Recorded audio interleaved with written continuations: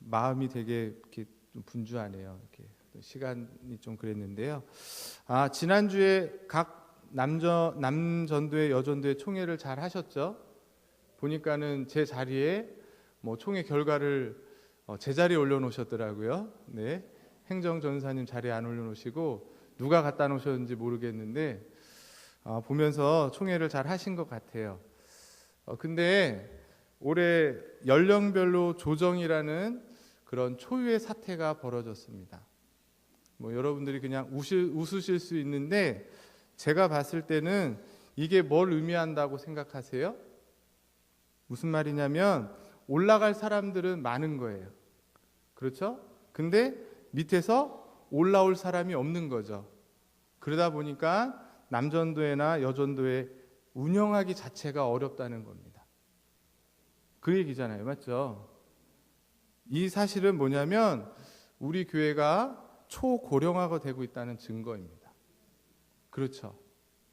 네, 웃을 일이 아니에요. 지금 제가 굉장히 이 마음이 복잡합니다. 네, 어떻게 설교를 해야 될까? 네, 굉장히 심각한 문제라는 사실을 우리가 생각하셔야 돼요. 제가 여기서 그 사실을 더 확인하기 위해서 여러분들에게 하고 싶은 게 있는데 참도록 하겠습니다. 뭐냐면 연령대별로 손을 한번 들어서 몇 분씩 이 시간에 예배드리는가 확인하고 싶은 생각이 들었어요. 네, 그럼 안 될 것 같아요. 네, 여기 딱 위에 와서 보니까 그러면 더 충격을 받으실 것 같아요. 오늘 시편 78편의 말씀을 우리가 읽었습니다. 제목을 교회와 신앙교육, 굉장히 평범하게 잡았지만 하나님 앞에서 우리가 신앙교육을 어떻게 해야 될까, 그 신앙교육의 중요성을 같이 생각하면서 우리 교회가 나아가야 될 모습을 같이 생각해 보기를 원합니다. 오늘 우리가 읽은 말씀은 아삽의 교훈이라 이렇게 표현이 되어 있어요. 여러분 가지고 있는 성경책에 보시면 다들 본문과는 상관없이 아삽의 마스길 이렇게 되어 있어요. 아삽의 교훈이라는 뜻인데 이 교훈은 실제로 이스라엘에게 주셨던 말씀입니다. 시편에 기록되어 있지만 시가 아니라 하나님이 주신 교훈의 말씀이라는 거예요. 이 본문의 내용은 뭐냐면 하나님께서 실제로 이스라엘을 향해서 모세를 통해서 주신 말씀인데 이스라엘 공동체가 정말 강조를 두고 가야 될 것이 무엇인지, 어디에 강조점이 있는지를 이야기하고 싶은데 염려가 된다는 거예요. 그 염려가 바로 뭐냐면 신앙의 대물림이 온전하게 이루어져야 한다는 것입니다. 그런데 과연 어떠한가? 이스라엘 역사가 어떠하고 오늘날 한국교회가 어떠한가? 여러분이 잘 아시는 것처럼 오늘날 한국교회가 이미 교인의 수가 감소되고 있습니다. 저희 교회뿐만 아니라 한국의 거의 대부분의 교회가 특별한 교회 말고는 다 감소 추세에 접어들었습니다. 그 원인을 학자들은 뭐라 그러냐면 고령화와 저출산이라고 이야기를 해요. 사실이죠. 통계적인 자료를 통해서 어느 세미나를 가든 다 그 얘기를 합니다. 그래서 2018년이 되면 이제 역전 현상이 일어난다는 거예요. 어른 세대랑 아이 세대랑 완전히 뒤바뀐다, 그런 얘기를 합니다. 그런데 저는 그런 원인도 있지만 그보다 더 중요한 원인이 있다고 생각해요. 그것은 바로 장년 교육에 대한 문제가 있기 때문인 것입니다. 무슨 얘기냐면 오늘날 이 시대 가운데 자녀들의 문제, 우리의 자녀들이 교회에 나오지 않는 이유를 고령화와 저출산이라고 말하지만 그보다 더 근본적인 것은 장년들, 우리 어른들이 이 교육에 대한 부재라는 거예요. 신앙교육에 대한 생각을 잘 하고 있지 못하는 것이 더 큰 원인이 아닐까. 어떤 분들은 그렇게 얘기하세요. 아이들이 교회 나오지 않는 것, 그거는 교사들이 잘 못해서 그러고 교육자가 잘 못해서 그런 거지, 나는 이렇게 열심히 예배드리고 봉사하고 헌신하는 나에게는 아무 문제가 없는 거지 무슨 소리 하냐, 그렇게 반문하실 줄 모릅니다. 그러나 우리가 한번 잘 생각해 보세요. 내 개인의 신앙의 문제, 내가 하나님 앞에 예배드리는 것에 넘어서서 우리의 아이들이 정말 신앙을 갖게 되는 것. 제가 기도한 것처럼 우리 아이들이 우리처럼 신앙생활을 잘하기 쉬운 시대입니까? 어려운 시대입니까? 훨씬 더 어려운 시대고 앞으로 더 어려운 시대가 될 거예요. 그런데 반해서 정말 내가 우리 자녀에 대한 신앙 교육에 대해서 어떻게 생각하고 있냐는 거예요. 최소한 부모라면 내 자녀에 대한 신앙 교육에 대한 절대적인 사명이 있다는 사실을 강조하고 기억하고 인식되어졌더라면 오늘날 우리가 겪고 있는 여러 가지 신앙의 문제들, 자녀 교육의 문제들은 일어나지 않았을 것이고 충분히 해결되지 않았을까, 그런 생각을 해보는 것입니다. 옛날 이야기가 아니라 오늘날 이 시대 가운데 이집트에 가면 콥틱 교회라는 교회가 있습니다. 콥틱 교회. 무슨 교회냐면 이집트의 6%밖에 되지 않아요. 대부분이 다 이슬람을 섬기고 있죠. 이슬람을 신봉하고 있는 그 나라에 콥틱이라는 그 교회가 세워졌는데 6%밖에 되지 않습니다. 헌법적으로 기독교 국가가 충분히 될 수 있잖아요. 94%가 다 이슬람 국가인데. 그런데도 불구하고 그게 국교화가 되지 않는 이유는 바로 이 콥틱 교회 성도들이 있었기 때문이에요. 이 이집트에 가보면 요셉이 마리아와 함께 헤롯의 핍박을 피해서 피난을 갔다가 세워진 교회가 지금도 있다 그럽니다. 기독론에 있어서 약간 이단성이 있지만 철저하게 이들이 기독교 전통 아래서 세워진 교회예요. 그런데 이 콥틱 교회의 성도들이 자녀 교육에 있어서 정말로 철저하다는 것이에요. 이슬람 세력이 국가 전체에 영향력을 미치고 있음에도 불구하고 그 자녀들을 어릴 때부터 철저하게 신앙교육을 하고자 노력하여서 비록 소수지만 생각해 보세요. 100명 중에 94명이 이슬람이고 6명만 기독교인이면 이렇게 자유롭게 예배할 수 있겠어요? 성탄절날 트리 틀어놓고 거리를 활보하면서 예수님 오셨다고 할 수 있겠어요? 상상할 수 없는 일인 겁니다. 그냥 숨어서 조용히 예배드리고 난 신앙이냐 이렇게 해도 살까 말까인 그들이 그렇게 그 신앙을 지키며 신앙의 대물림을 위해서 철저하게 싸움을 하며 살아가고 있다는 거예요. 지금도. 옛날 이야기가 아니라. 어떻게 신앙교육을 하냐면 그 아이들 손목에 요즘 젊은 아이들 TV 보시면 뭐 제가 월드컵 보니까 운동선수들 보니까 다 뭐예요? 잘 모르세요? 문신 하잖아요. 문신. 네? 그런 시대가 됐습니다. 그런데 그 어린 아이들에게 콥틱 교회 성도들은 손목에다가 십자가 모양의 문신을 하는 거예요. 왜 하는 거예요? 싫든 좋든 사회적으로 너의 신앙을 숨기지 말고 드러낼 수밖에 없도록 만들어 버리는 거예요. 어릴 때부터. 그래서 학교에서 철저하게 처벌을 받고 왕따를 당하고 사회적으로 배척을 당하는 것을 어릴 때부터 익숙하게 만드는 거예요. 그런 환경에서 자라면서 신앙을 지키게 하는 거죠. 이상하지 않아요? 아이들한테 손목에다가 문신을 새기고. 그들이 군인을 해도 대위 정도의 계급밖에 진급이 안 되고 그 다음부터는 안 된다는 거예요. 그리고 주민등록증에도 콥틱 교회 성도라고 명시되어서 주민등록을 발부받는다는 거예요. 완전히 불공평하죠. 종교적 탄압이죠. 그렇게 사회적인 차별을 철저하게 받을 수 없음에도 불구하고 오히려 그 일을 더 철저하게 이루어서 밖에서 학교에서 직장에서 말할 수 없는 고통을 받아도 받으면 받을수록 오히려 내가 그리스도인이니까 예수 믿으니까 이런 고난을 당하는구나 생각하면서 그들의 신앙을 지키도록 한다는 겁니다. 눈물 어린 처절한 박해를 각오하는 그런 신앙의 대물림이 그 부모들에게 있었다는 것이에요. 그 자녀들의 몸에 십자가 문신을 하면서까지라도 세속적인 세속화를 막고 이교적인 생각들을 하지 못하고 그런 영향을 받지 못하도록 그렇게 하였기 때문에 이집트에 기독교가 계속해서 유지되고 그 신앙이 든든히 세워지고 있다라는 것입니다. 어디서부터?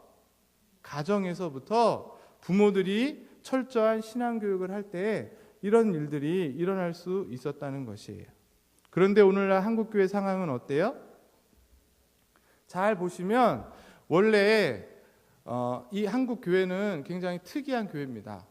제가 교리반에서도 이야기했는데 선교사들을 통해서 전도가 되었지만 그보다 먼저 성경이 먼저 들어온 종교예요.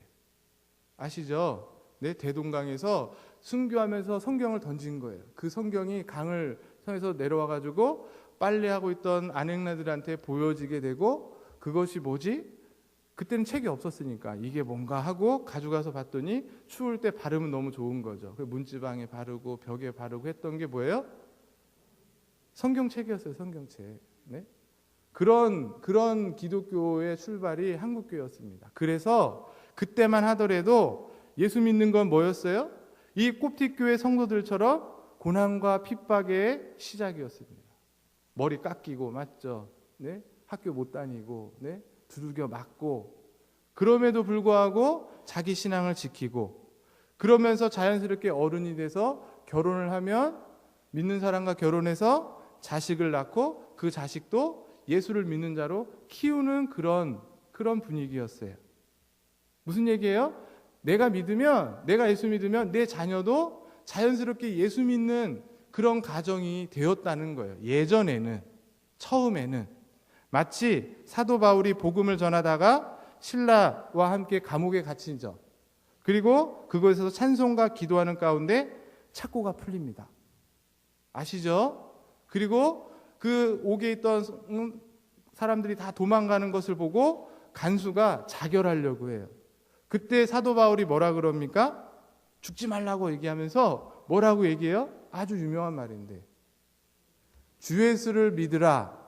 그리하면 너와 내 집이 구원을 얻으리라. 온 집안이 예수를 믿고 세례를 받게 돼요. 마찬가지로 한 사람이 예수를 믿지만 그것으로 구원받고 끝나는 것이 아니라 핍박과 환난 가운데 결혼을 하고, 그럼에도 신앙을 지켜서 자녀들을 낳으면 철저하게 신앙교육을 하여서 그 자녀도 다 예수 믿는 사람들이 되었다는 것이에요. 그런데 1990년, 80년대부터 세속의 길로 한국교회와 한국사회가 물들어가면서 점차 이 자녀들에 대한 신앙교육이 느슨해지고 풀어지게 되어집니다.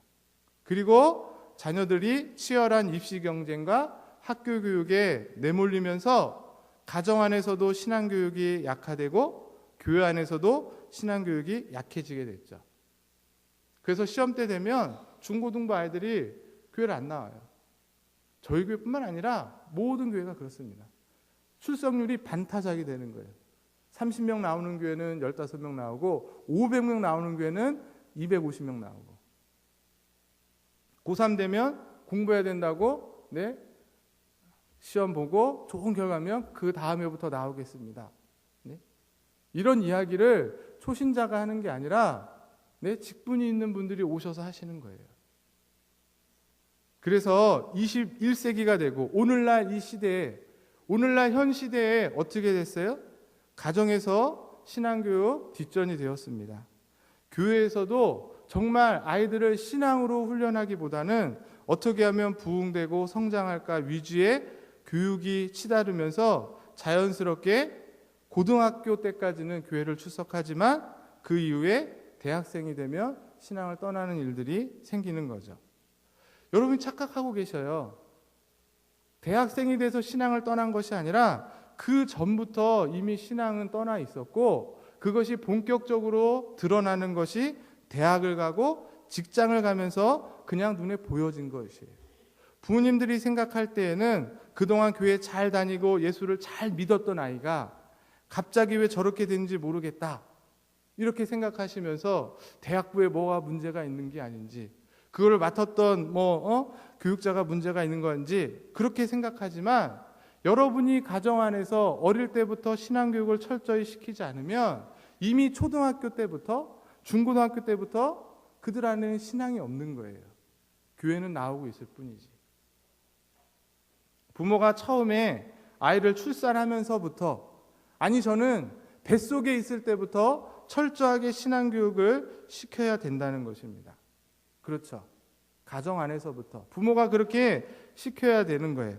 그렇지 않고 부모가 그런 내용들을 알지 못하고 성경에 대해서, 말씀에 대해서, 하나님에 대해서 부족하고 심지어 삶의 현장에서 믿는 자다운 모습을 잘 나타내 보이는 실천이 없다면, 그러므로 말미암아 여러 가지 은혜들과 축복들은 받아 누리고 있지만 그것이 기복으로 빠지고 그냥 만족으로 빠져서 신앙의 유산을 물려줄 수 있는 내용이 아무것도 없다면 그런 문제가 큰 것입니다. 여러분 자녀들에게 뭘 물려주시겠어요? 돈, 명예, 물질, 집, 좋은 땅, 그런 것들을 물려줘야지, 그런 생각하지 정말 신앙을 물려줘야 되겠다, 그런 생각을 하고 계십니까? 그런데 오늘 본문의 말씀을 보시면 이런 걱정과 이런 염려가 실제 있었던 것이에요. 그리고 그 하나님이 택하신 이스라엘 백성에게 하나님이 말씀하시는 겁니다. 1절 말씀부터 다시 보겠습니다.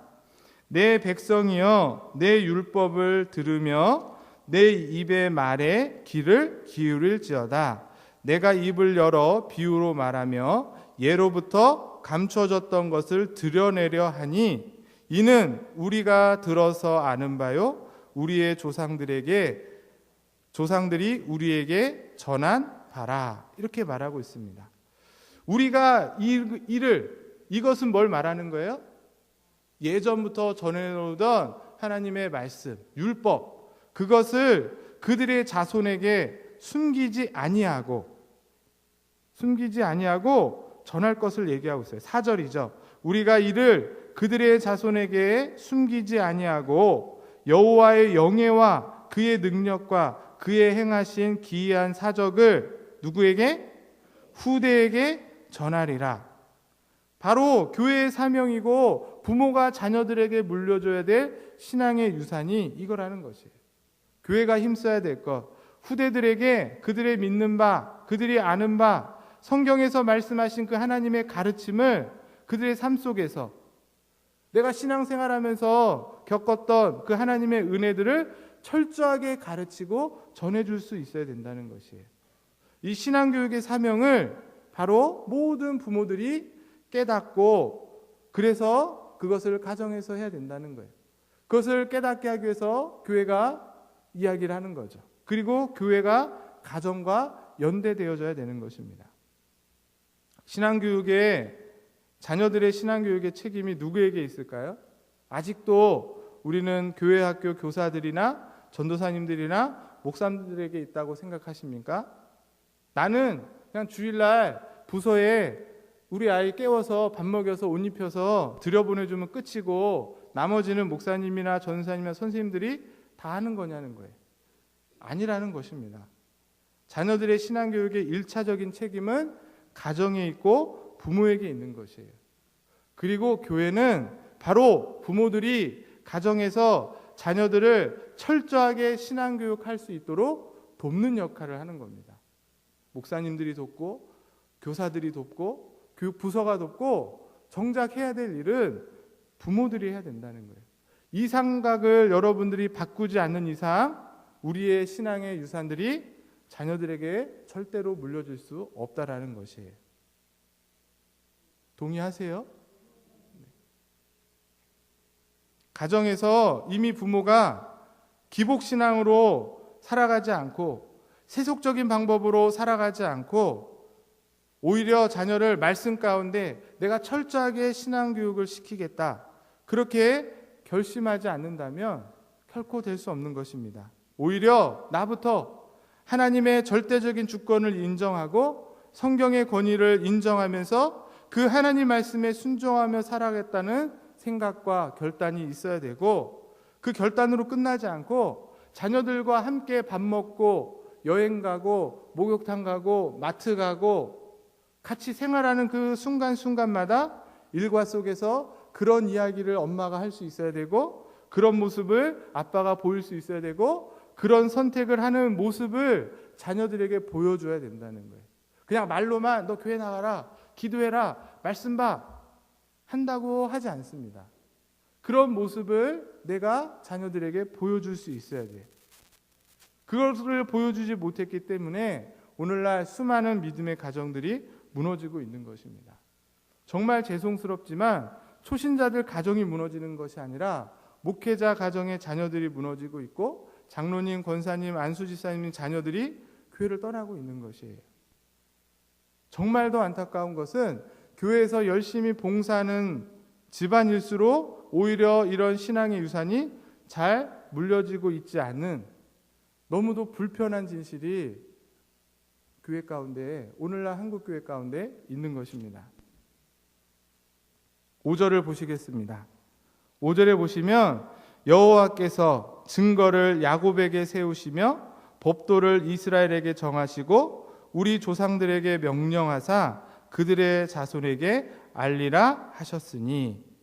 보세요. 이런 자녀들에 대한 철저한 신앙교육을 해도 되고 안 해도 되는 건가요? 하고 싶으면 하고 안 해도 되는 문제가 아니라 뭐라고 했어요? 명령하사. 여호와께서 그 증거를 야곱에게 세우시고 법도를 이스라엘에게 정하셨는데 우리 조상들에게 뭐 하시고? 명령하시고 그들의 자손에게 뭐 하라? 알려주세요. 알렸으면 좋겠어요. 알려주면 좋을 것 같아요가 아니라 알리라고 명령하고 계신다는 거예요.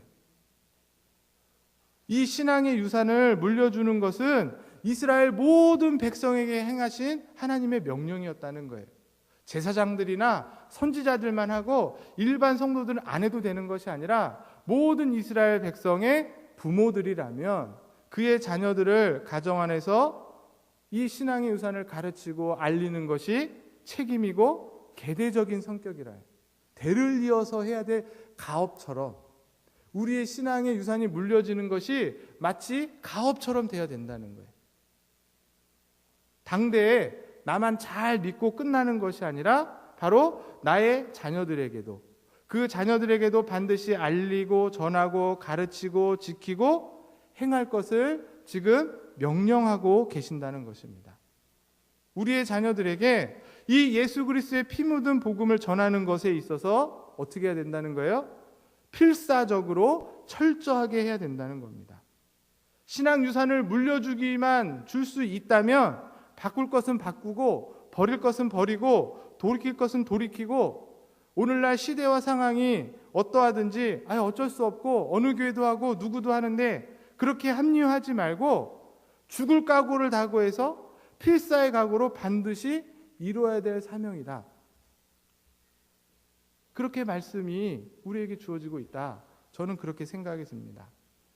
그런 의미에서 제가 청년부를 담당하고 있는데 청년부가 굉장히 예전 같지 않습니다. 우리 여기 어른들이 청년부에 대한 예전의 그 좋은 내용들을 보시면서 걱정도 하시고 기도도 많이 해주시는데 제가 이 자리를 빌어서 부탁을 드린다면 청년부 예배가 1시 30분에 있습니다.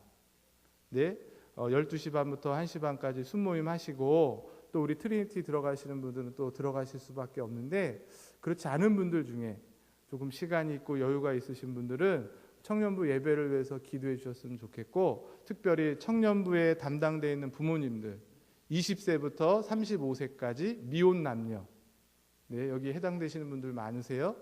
그분들 자녀들 청년부 예배 나오지 않는다면 저도 내년에 한 명씩 기도하고 신방하고 전화하려고 계획 중이에요.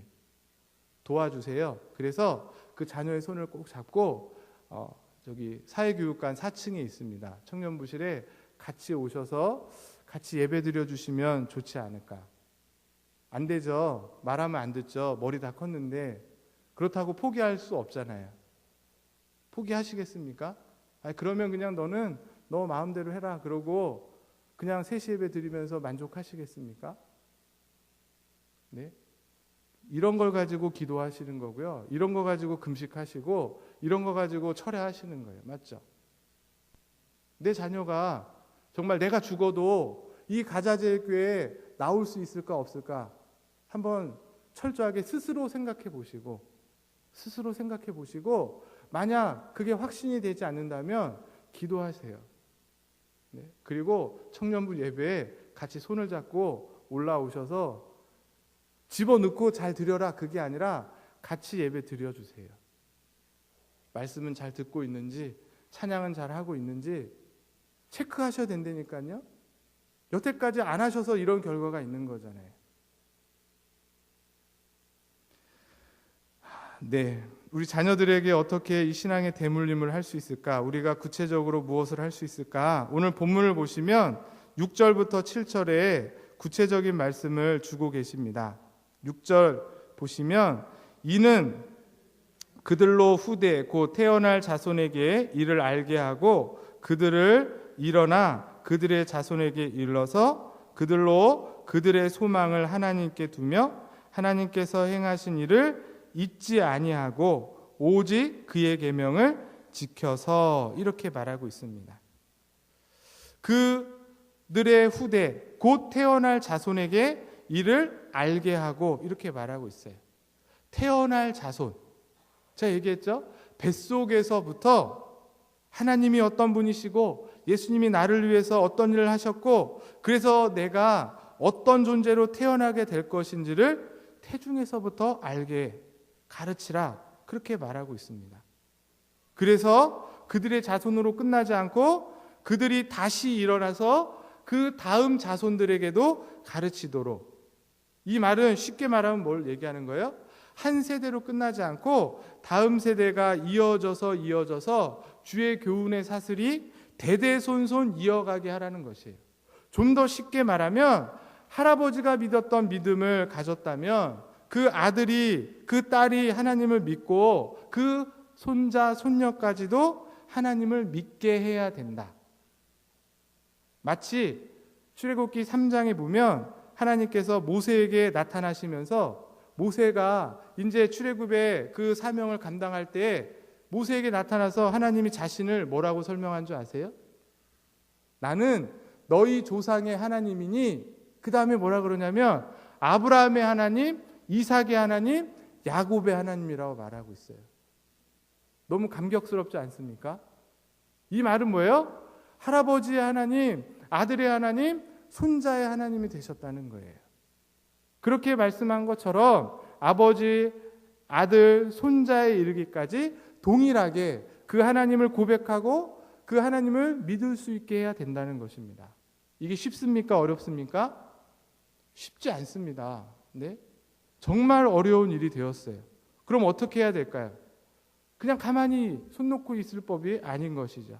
그냥 넌 예배 드려라, 나는 예배 드릴게, 그것으로 끝날 일이 아니라는 것입니다. 부단히 애쓰고 노력하고 수고하고 필사의 각오를 가지고 이 신앙교육이 우리 자녀들에게 되어줄 수 있도록 해야 될 것입니다.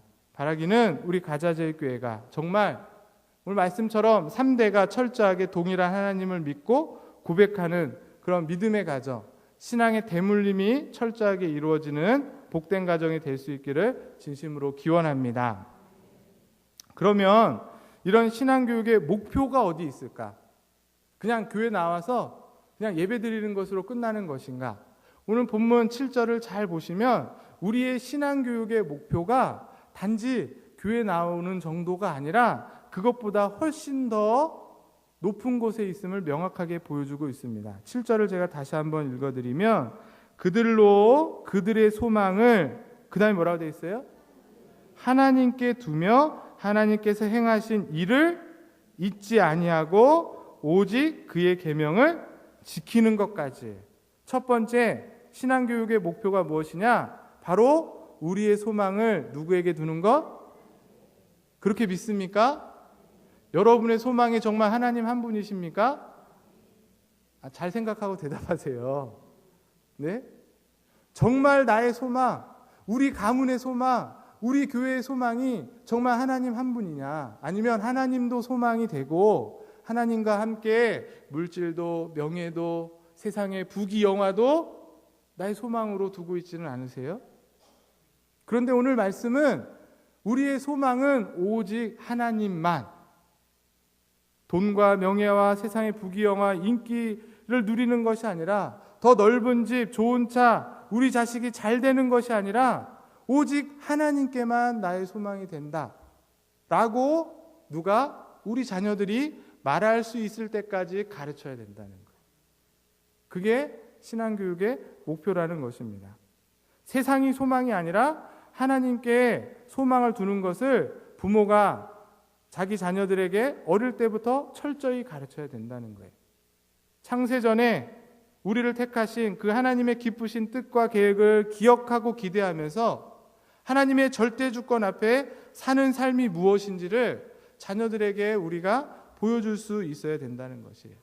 그런 선택, 그런 결단, 실제적으로 그런 삶의 방향들을 잘 잡아주는 것이 우리의 신앙교육의 목표가 되어야 된다는 거예요. 그렇지 않고 그저 하나님의 이름을 빙자하고 하나님의 말씀을 수단 삼아서 자신의 야망을 이루거나 자신의 유익을 구하는 것이 아니라 그런 모든 것들이 다 사라진다 할지라도 그래도 변함없이 하나님께만 소망을 두고 다른 것은 다 없어진다 할지라도 하나님 한 분 계신 것으로 내가 위로받을 수 있고 기쁨이 되고 만족이 된다는 것을 우리 자녀들에게 가정에서 교회에서 우리 부모님들과 신앙의 선배들이 잘 보여줘야 될 줄 믿습니다.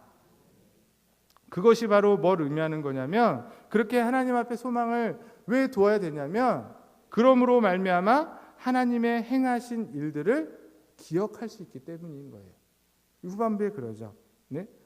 하나님이 행하신 일을 기억하지 않도록 하는 것. 그게 우리 신앙의 두 번째 목표가 돼야 돼요. 우리가 잘 아는 것처럼 이 구약의 역사, 이스라엘의 역사를 보면 참으로 안타깝습니다. 이스라엘 백성이 애굽에서 종노릇할 때에 그들이 막 기도했어요. 맞죠? 그러면서 하나님 살려달라고 우리의 소망은 하나님밖에 없습니다. 그래서 하나님이 모세를 세우셔서 어떻게 하죠? 출애굽을 시키셨죠. 출애굽을 시켰는데 그래서 출애굽해서 가나안에 들어가는 동안 그들이 그 하나님만 소망을 두며 살아간 것이 아니라 출애굽의 역사가 뭐예요? 40년 동안 그 의지해야 될 분, 나를 입히시고 우리를 기르시고 우리를 인도하신 분이 오직 하나님이시구나 깨닫게 하시기 위해서 매일매일마다 만나를 먹여주셨음에도 불구하고 그들이 깨달은 것은 뭐예요? 그럼에도 애굽으로 돌아가고 싶다 그러고 네? 하나님을 의지하는 것이 아니라 다른 것들을 의지하게 되는 거죠. 그럼에도 불구하고 하나님이 그들을 버리지 않으시고 그들을 택하셔서 가나안에 들어갑니다. 그렇죠? 그럼 거기서라도 잘하면 좋은데 거기서도 결국에는 어떻게 해요? 가나안 민족을 따르고 그들의 우상을 섬기는 그런 정말 안타까운 모습들을 보게 됩니다. 그런데 그런 모습을 통해서 저와 여러분들이 깨달아야 될 것은 뭐예요? 이스라엘 역사는 그렇게 실패했지만 정말 우리의 삶에 있어서 우리의 유일한 소망은 하나님뿐이 없구나. 그러면서 우리에게 하셨던 하나님의 일들을 하나하나 기억할 수 있어야 된다는 것입니다. 사랑하는 우리 가자질교회 성도 여러분, 하나님께서 여러분의 삶 속에 행하신 일들을 자녀들에게 들려줄 수 있는 부모들이 되실 수 있기를 바랍니다. 다른 거 아니에요, 다른 거. 내가 이렇게 사업해갖고 이렇게 많은 돈을 남겼고 이런 인맥을 그런 거 얘기해 주는 게 아닙니다. 내가 예수 믿기 전에는 아빠가 이랬고 저래서 정말 문제가 많았는데 예수 믿고 난 후에 그 예수님의 십자가의 은혜로 이렇게 바뀌었고 이렇게 바뀌었다. 그런 이야기를 자녀들에게 말해줄 수 있어야 된다는 거예요. 비록 그게 부끄러운 내 과거지만 그것을 자녀들에게 이해할 나이가 됐을 때 제가 자녀를 2명을 키우고 있는데 볼 때마다 깜짝깜짝 놀랄 때가 있습니다. 언제 놀라세요? 나랑 똑같은 짓을 할 때. 맞죠? 좀 안 좋은 것은 안 했으면 좋겠는데 어찌 참 똑같은 일을 그렇게 하는지 그럴 때 깜짝깜짝 놀라지 않으세요? 그런 문제 많고 허물 많은데 어떻게 됐죠? 목사가 된 것도 있지만 하나님 자녀 삼아 주셨잖아요. 말씀을 통해 우리를 바꿔주셨고 변화시켜 주셨고 하나님 백성으로 삼아 주셨다는 거예요. 이 말은 뭐냐면 하나님 은혜가 없으면 우리 자녀들도 어떻게 될지 모르는 거죠. 그렇기 때문에 그 자녀들에게 아빠의 이야기, 그때의 연약한 이야기를 하면서 신앙의 간증으로 하나님이 어떻게 일하셨는지, 하나님이 어떤 은혜와 어떤 사랑을 주셨는지를 자녀들로 하여금 체험적으로 알 수 있도록 전할 수 있어야 된다는 거예요. 그 은혜가 잊혀지지 않고 다음 세대의 나의 자녀들에게도 신앙의 유산이 물려지기를 바라면서, 구체적으로 어떻게 해야 될까요? 하나님께 소망을 두고 하나님 하신 일들을 잊지 않게 하기 위해서 우리에게 주신 것이 바로 이 하나님의 말씀입니다. 계명을 가르쳐서 그 계명을 아이들로 지키게 하도록 하셔야 된다는 거예요. 이스라엘 백성에게 시내산에서 모세를 통해서 주셨던 십계명, 그거는 뭐예요? 이스라엘 백성을 얽매이는 멍에 같은 거였습니까? 쇠사슬 같은 거였습니까? 제가 청년들에게 말씀을 굉장히 직선적으로 해요. 이것도 하면 안 된다, 이것도 하면 안 된다. 그러면 청년들의 표정이 다 이래요. 또 무거운 거 하나 더 듣는구나, 더 듣는구나. 우리에게 주신 하나님의 말씀과 계명이 마치 그런 거냐는 거예요.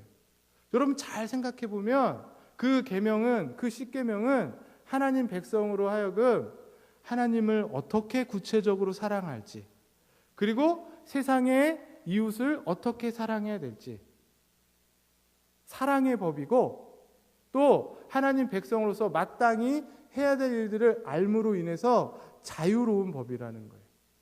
내가 마땅히 해야 될 것을 알고 그것을 할 때에 누리는 기쁨과 평안함을 느낄 수 있는 것이 십계명이지, 그것을 어떤 족쇄처럼 멍에처럼 생각하면서 율법을 지킨다면 그것만큼 괴로운 게 어디 있겠어요?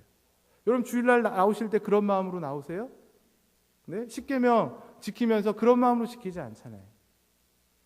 우리의 자녀들에게도 그걸 가르치면 애들이 지겨워하고 싫어합니다. 맞죠? 나만 왜 이렇게 해야 돼? 하율이가 저한테 맨날 하는 말이에요. 너는 목사 아들이니까 어쩔 수가 없어. 네. 이렇게 말은 못하지만 하나님 믿는 자녀니까 주일날 놀러 가지 않고 예배 드리러 가는 게 기뻐야 되는 게 당연하고, 그게 정말 기뻐야 되는 거잖아요. 그런 내용들을 말씀을 통해, 계명을 통해 자녀들에게 부지런히 가르치는 것이 우리의 신앙의 목표가 되어야 된다. 오늘 본문이 그렇게 말하는 것입니다. 만약에 이것을 하지 않으면 어떻게 될까요? 오늘 8절에 그 이야기를 하고 있어요. 8절 말씀을 보시면 그들의 조상들 곧 완악하고 패역하여 그들의 마음이 정직하지 못하며 그 심령이 하나님께 충성하지 아니하는 세대가 같이 되지 아니하게 하려 하심이라. 무슨 말이에요? 우리가 했던 똑같은 실수와 똑같은 실패가 되지 않기 위해서는 말씀을 가르쳐야 된다는 거예요. 하나님께 소망을 두는 것을 가르쳐야 돼요. 만약에 그렇게 하지 않으면 어떻게 된다는 거예요? 완악하고 패역하고 마음이 정직하지 못해서 하나님께 진정으로 충성하지 아니하는 세대가 될 수 있다는 거예요. 우리의 자녀들 나와 같은 실수를 반복하지 않아야 되지 않겠습니까? 그러려면 하나님께 소망을 두고 자녀들에게 신앙의 교육을 철저하게 시키고 우리의 실수를 반면교사로 삼아서 우리의 자녀들만큼은 그렇게 되지 않도록 애쓰고 수고해야 된다는 것입니다. 오늘날 교회 학교의 위기라고 말하는데 저는 교회의 위기라고 말하고 싶어요. 교회 학교 위기가 아니라 교회 학교 위기는 뭘 의미하는 거예요? 교회의 위기인 거예요. 지금이야 이렇게 나와서 예배 드리시고 우예배 드리시지만 만약에 교회 학교 아이들이 없다면, 청년들이 없다면 20년 뒤, 30년 뒤에는 그냥 이 자리가 비는 것이 아니라 가자제일교회가 아예 없어질 수도 있다는 위기라는 것이에요. 그런데 오늘 주신 말씀, 이 말씀을 기억하여서 신앙의 대물림을 우리 교회 안에 모든 가정에서부터 철저하게 이루어진다면 고령하다, 저출산이다, 뭐 이런 여러 가지 이유로 교회가 어렵고 힘들어지고 세상 교육이 실패하고 세상은 더욱더 폐역해지고 악랄해진다 할지라도 우리 교회와 우리 가정은 든든히 설 줄 믿습니다. 신앙의 대물림이 되어진다면 다른 데는 소망이 없어도 우리 교회는 소망이 있고 우리의 미래는 어둡지 않고 더욱더 밝아지게 된다는 것이에요. 왜? 소망을 하나님께 두고 있음을 우리의 자녀들이 알고 믿기 때문에 이 교회는 더욱더 주의 일들을 넉넉하게 감당하게 될 줄 믿습니다.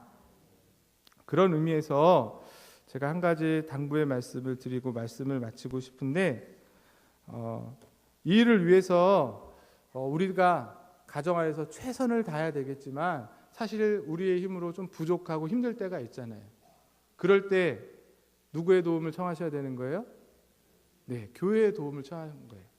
그래서 교회와 가정이 연대를 이루는 겁니다. 하나가 돼서 이 자녀 양육을 하는 것이고, 그런 의미에서 교회에서 교사로 수고하고 헌신하는 교사들 정말 귀한 일들을 하고 있습니다. 그렇죠?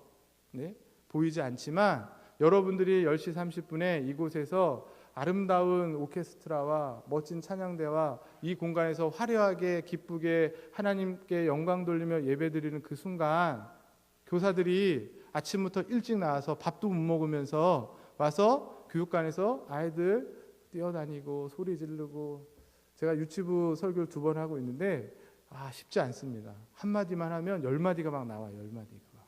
이래요 저래요 이래요 저래요 막. 가장 앞에 서 있는 게 저희 아들부터 해가지고 막. 네. 근데 교사들이 참 힘들게 수고하고 있습니다.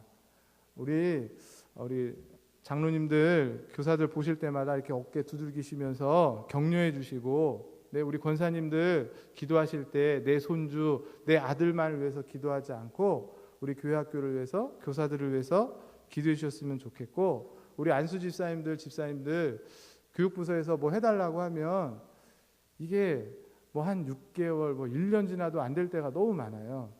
다른 여러 가지 바쁜 일도 있으시지만 교회 학교 일에 먼저 해주셨으면 좋겠다, 그런 생각이 듭니다. 아무도 아멘을 안 하시네요. 네. 왜 그렇게 해주셔야 돼요? 여러분들 자녀를 위해서 교사들이 수고하고 있다니까요. 네? 여러분들 자녀들을 위해서, 여러분들 손주를 위해서 교사들이 그렇게 수고하고 애쓰고 있습니다.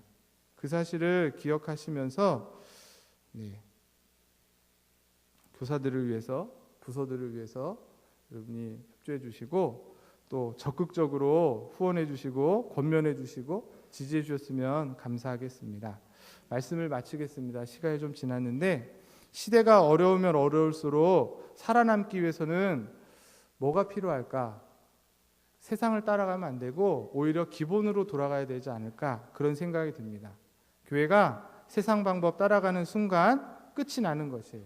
우리는 주신 성경의 말씀을 따라서 우리의 신앙의 본질과 참된 경건, 그리고 철저한 신앙 교육이 우리의 자녀들에게 물려지는 것만이 이 교회가 살아나는 길인 줄 믿습니다.